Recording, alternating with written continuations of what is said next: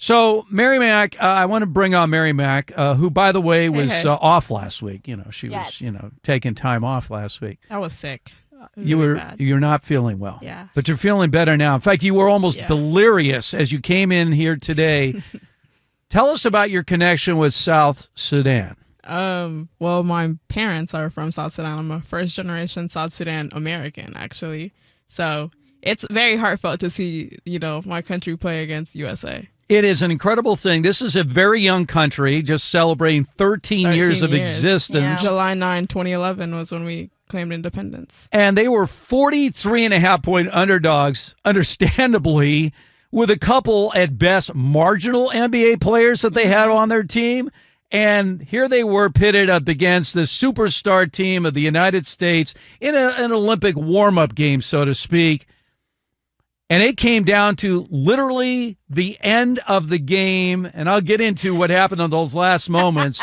But for Team USA to escape, that's the word, with a 1-point win over South Sudan, is unreal. I don't know if it's more about South Sudan or it's more about, wow, what's going on with Team USA?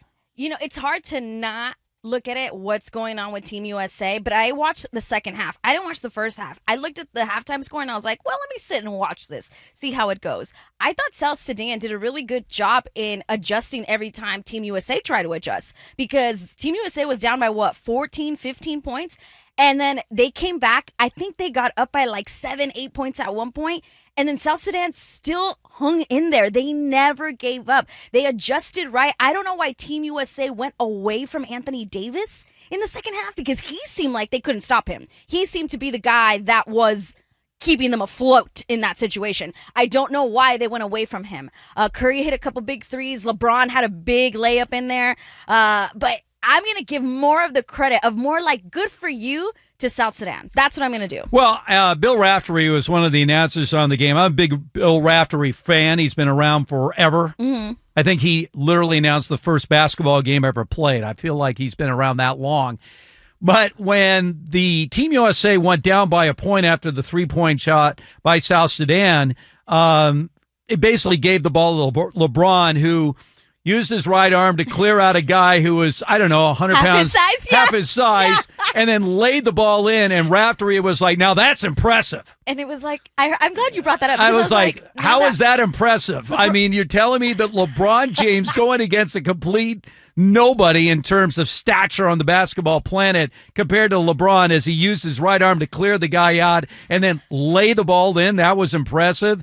So that left 8 seconds left, and obviously South Sudan had a chance to win this game. With the timeout. Yeah. They got a clear shot off that banked off. Then, unfortunately for South Sudan, they had two players go up for the rebound simultaneously. They sort of ran into each other. The ball dropped, and then as that last second or two is about to tip off, another South Sudan player got his hands up, went up, and got hacked. I mean, hacked on the arms.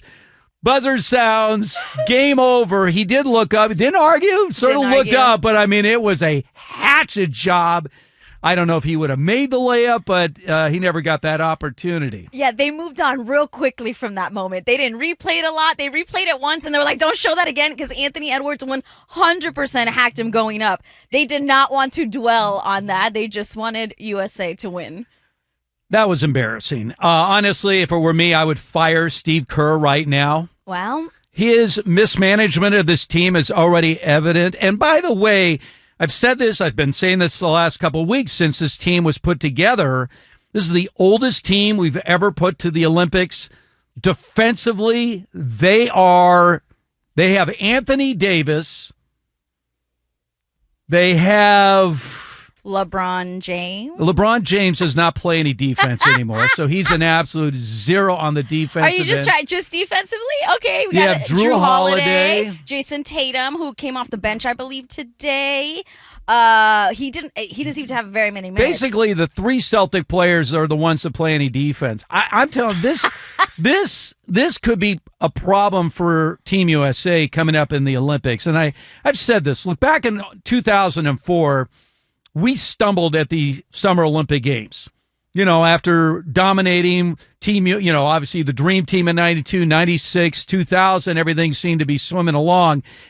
And in 2004, that U.S. Olympic team, which, by the way, included a very young LeBron James, very young Carmelo Anthony, Allen Iverson, Tim Duncan, they lost 3 games during that Olympics. They got blown out by Puerto Rico by 19 in the first game. They ended up settling for a bronze medal.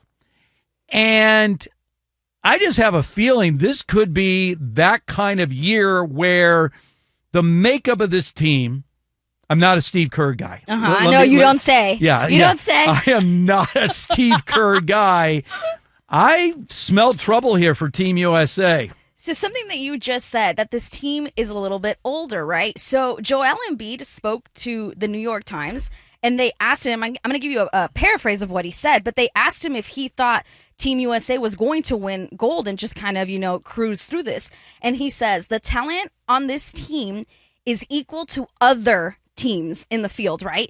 But then he goes on to say that this U.S. team is older. The LeBron now is not the LeBron that was a couple of years ago. It's a big difference. You can see for yourself, the athletic LeBron, dominant that he was a couple of years ago, is not the same that he is now. This is Joel Embiid talking to the New York Times. Well, I mean, here is a game. This is your 43.5-point favorites against South Sudan. This is not a game where you want to see LeBron playing until the very end of this game. This was supposed to be, that last, they had the nice win against Serbia, and then you come in against South Sudan, and you play the starters for a few minutes, you're blowing them out by 40, and then you walk off the court and get ready to go to Paris. Yeah. Instead, you realize that if you lose this game, it resonates across the world. You've got to win this game. You do have to win this game. Officials helped on that last 9 call. But now, all of a sudden, you have a older U.S. team that had to use up valuable minutes in a game that should not have had to use up minutes as you are now heading to Paris for the Olympic Games. Yeah, one of the final lines that I'll give you here from Joel Embiid is that he put, I think people get fooled by the names on paper. Is that what's happening? Well, are we fooled by the names doesn't on paper? make a good team. And you've got offensive weapons on this team galore, obviously. I agree with you as far as Anthony Davis. Anthony Davis is the X factor. Yeah. And if you watch Laker basketball all season long, he was the most valuable player for the Lakers because he can do it at both ends. When he is healthy, and he was certainly healthy this year. This brings up a much bigger question that I'm going to raise a little bit later on in terms of the Olympic Games and how much this actually means. And just staying with basketball for a moment here. I mentioned the name Carmelo Anthony, and most people would say, he had the great year at Syracuse, won the national championship, but as an NBA player, he played a long time. Yeah, he scored a lot of points, no rings. And then if you counter by saying, well, wait a second, he won 3 Olympic gold medals, you're like, that doesn't matter. Yeah, it really doesn't. It doesn't, nobody factors it in resonate. Gold medals when you're talking about NBA stars, like it's going to raise their stature it doesn't by resonate. Winning gold medals. Yeah. Does anyone say, Stockton and Malone, they never won an NBA? Yeah, but they were on the dream team. Yeah, that's never included. No. Never included when you talk about their resume.